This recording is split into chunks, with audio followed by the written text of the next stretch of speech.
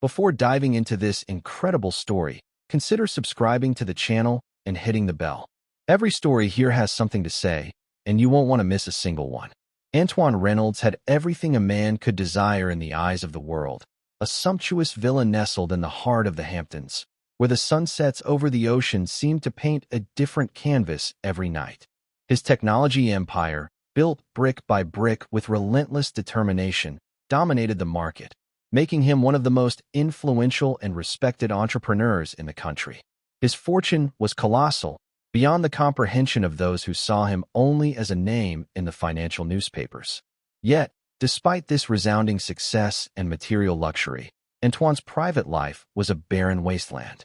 Behind the gilded walls of his estates, he often found himself alone, surrounded by precious objects but without the warmth of a real presence. Year after year, he had chosen to sacrifice his emotions on the altar of his ambition, preferring the rigor of control to the unpredictability of feelings. Superficial relationships, fleeting encounters, all of this never filled this void he refused to acknowledge. So it was no surprise that he received the news from his family. An arranged marriage awaited him, a union chosen not out of love, but out of convenience and tradition. Emily Carter, the bride, came from a respectable but modest family, far removed from the pomp of his world. Antoine had never met this woman, and he had only been given a cursory portrait of her.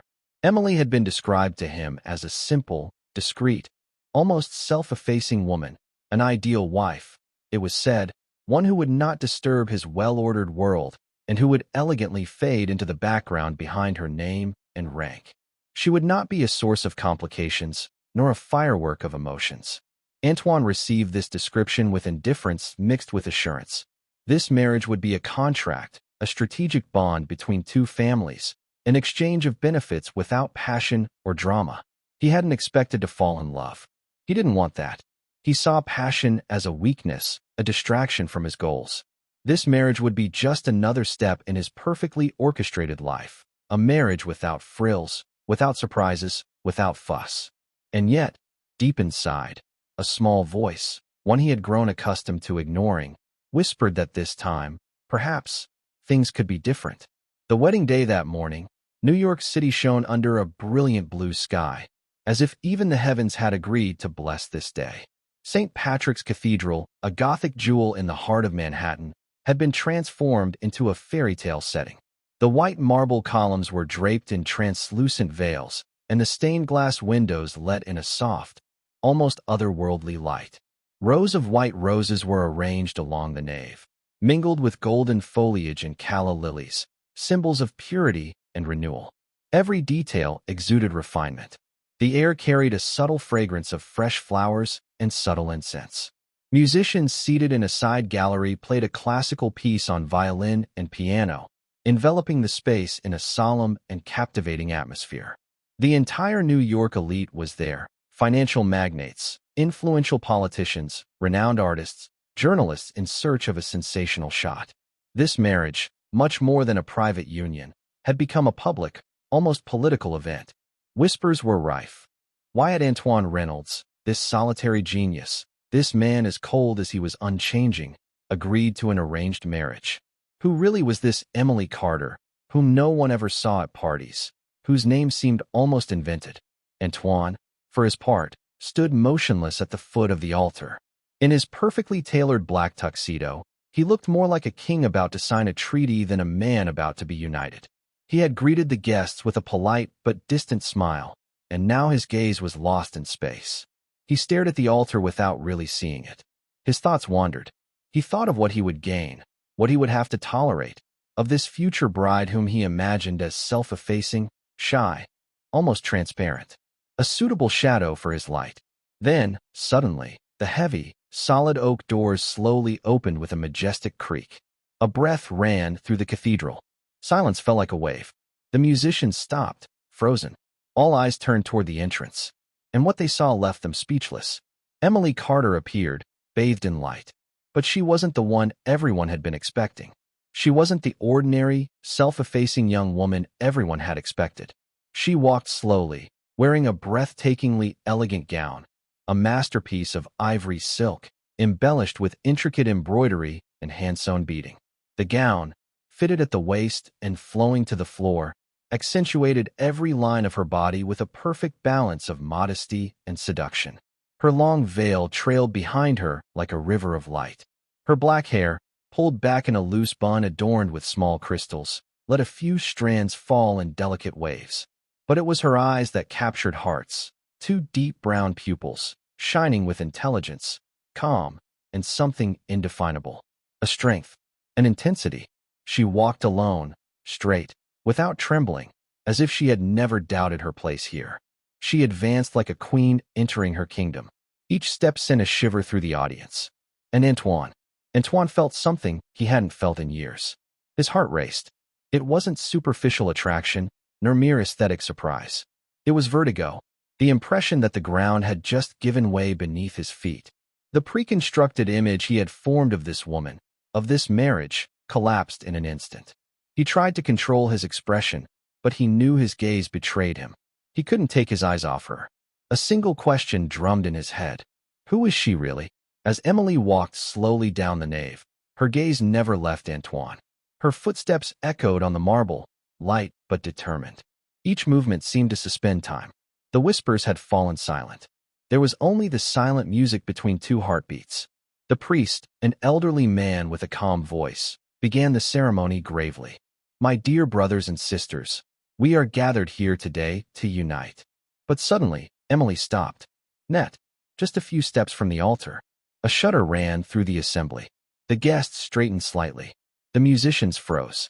Even the light seemed hesitant, as if the cathedral itself were holding its breath. Antoine slowly looked up at her. He saw her expression change. Not panic, not doubt, but a strange intensity mixed with a kind of inner peace. He frowned, intrigued, as if an enigma were about to unfold before his eyes. Emily inhaled gently, lifted her chin, and her voice rose, clear, controlled, cutting the silence with quiet authority. Before we continue this ceremony, I must say something. A truth. The murmurs returned, more heated this time, sweeping through the assembly like a storm wind. The priest turned to her, surprised. Antoine took a step forward, instinctively, without even realizing it. His heart was beating too fast. He felt this moment would change his life. I'm not who you think I am, Emily continued, unblinking. I'm not just Emily Carter, a quiet young woman from a modest family. A tense silence fell. She let a few seconds pass, as if to give everyone a chance to breathe before removing the mask. I am the sole heir to the Wexler Company. A silent uproar rippled through the pews. Guests turned to each other, taken aback. There was a quiet gasp, a glass falling to the floor and shattering somewhere at the bottom. Even the most seasoned business executives on the pews were taken aback. Wexler Corporation. Antoine felt his blood run cold for a moment. He knew that name better than anyone. Wexler was the only rival capable of seriously disrupting the empire he had built. For more than a decade, their companies had been waging a silent but relentless war. Aggressive takeovers, legal battles, commercial sabotage. Their rivalry was legendary in the hushed corridors of Wall Street. But the heiress? She had never appeared publicly. The world speculated, without ever seeing her. Her here? Her in front of him? Emily continued, her gaze fixed on Antoine's. My family hid my identity to protect me, to allow me to grow up free from pressures, free from threats, free from alliances dictated by fear. But today, I choose to tell the truth. I cannot marry a man, even a man like you, on a lie. Antoine was petrified. Images jostled through his mind. This woman he had underestimated. This woman he thought he knew through files, was actually the missing piece on a whole chessboard he thought he controlled. And yet, there she stood, before him, vulnerable but strong, empowered by her revelation. I was sent here, yes, she added, her voice slightly softer, to make a strategic alliance, to unite two names, two fortunes, two powers. But after observing you, after listening to you in silence, I realized that I didn't want a simple power play. I don't want to become an enemy in the marital bed. She paused, then added, her tone laden with controlled emotion. I want to write a new story, not the one our families created, not the one of silent wars or arranged marriages, but a true story, for both of us, if you want it to. There was total silence. Antoine stared at her. His mind, usually so lucid, seemed mired in a reality too vast. He no longer knew whether to feel betrayed or amazed. A woman had just resisted him without anger, defied him without brutality.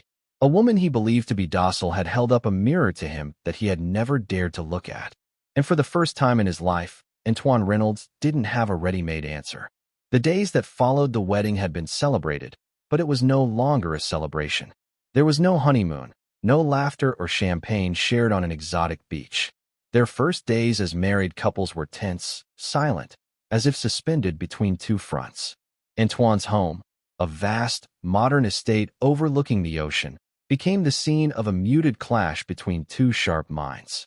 Antoine, at first, closed himself off. He didn't shout.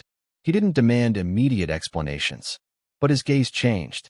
It had become harder, more analytical, as if he were now observing Emily through bulletproof glass. He had built his life on self-control and foresight. And yet, this woman, whom he believed to be nothing more than a well-behaved pawn in a fixed game, had turned the chessboard in front of the entire New York elite. He felt betrayed, humiliated, but even more deeply, fascinated. Emily, for her part, did not try to justify herself. She stood tall, dignified, true to the promise she'd made at the altar. She wouldn't play a role. She now lived within this mansion of glass and steel, surrounded by silence, but with the quiet certainty of having imposed her truth. She worked long hours in her private office, answered questions to her colleagues at Wexler Corporation, and arranged, without fanfare, a discreet merger of her contacts with Antoine's circle. Sometimes in the evenings, they would sit down at the table, face to face, in the large dining room. Their exchanges were cold, strategic. But beneath the words, something else was already woven. Tension, respect, mutual curiosity. Then came the revelations. Leafing through old files and investigating documents left by their respective fathers, two now-deceased titans of industry, Antoine and Emily discovered that their meeting was no accident. For years, their families had been bound together by secret alliances, silent pacts, and well-hidden betrayals.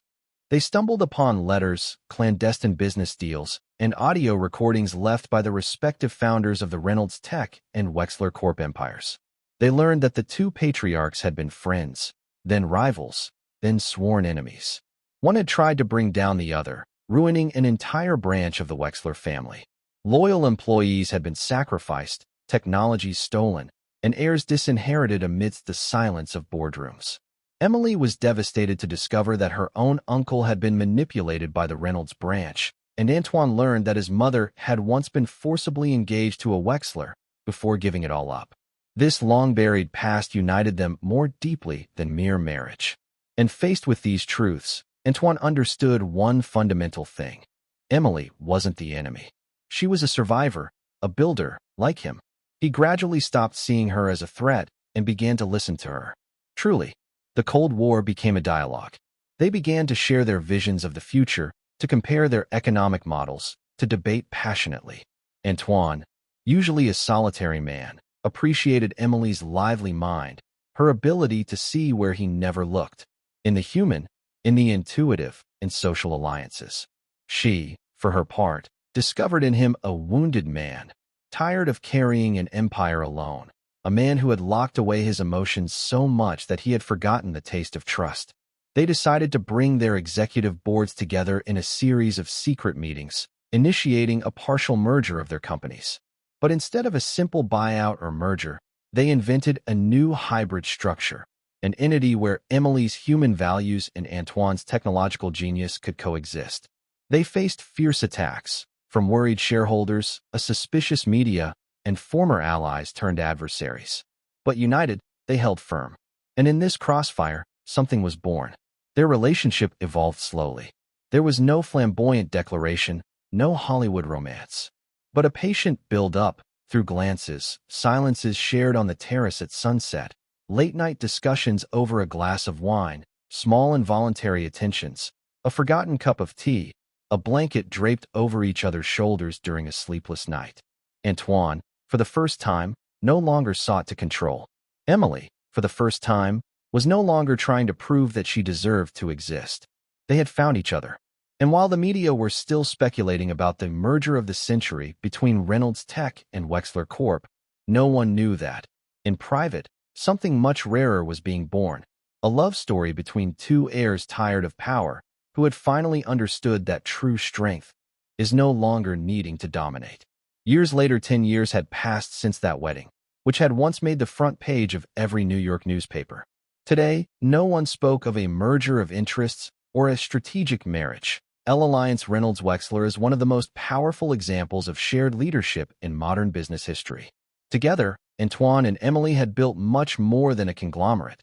They had given birth to a visionary, radically new way of governing, innovating, collaborating.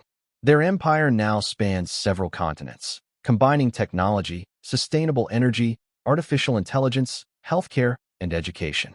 Where Antoine brought his methodical rigor, his logic of growth and optimization, Emily instilled a social conscience, an ethical strategy, and a rare intuition for human dynamics.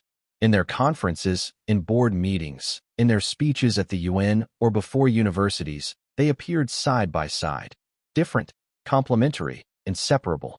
They had rejected the classic logic of solitary power to embrace that off-shared power. Their duo, once fragile and improbable, had become a quiet strength, feared by opponents and admired by younger generations. On a personal level, their relationship had undergone a profound transformation. It wasn't a fiery, volatile, and fragile passion, but a constant, patient warmth, built day after day through listening, support, and humility. They consulted each other on everything, but also gave each other space. Each had their own voice, their own autonomy, their own struggles. Antoine, once obsessed with control, had learned to trust, to delegate, to live.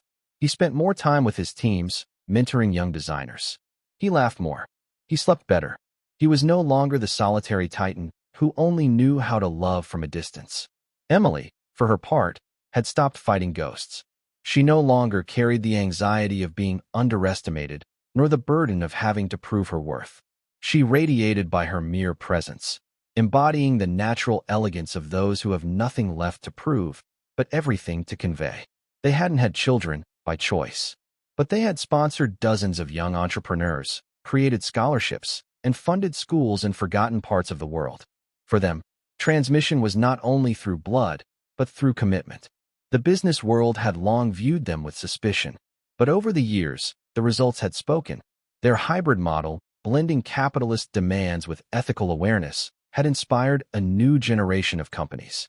Large groups, once inflexible, had begun to imitate their management style, rethinking hierarchy and giving more space to women, young people, and diversity. And everywhere they went, the same thing was whispered. They proved that an empire could arise from misunderstanding and become a symbol of harmony. Because their story, born of an arranged marriage, a secret, a mutual mistrust, had been transformed. It had become the story of two wounded but lucid beings, united not by necessity, but by choice. For will, for conscious love.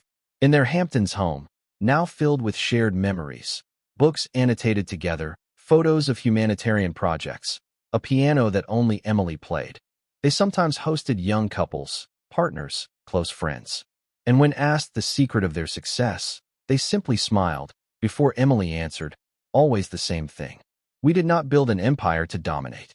We built it to learn how to walk side by side, even when the road seemed opposite. And Antoine, calmer, added, and to love, not the dream version of the other, but their truth, even when it disturbs.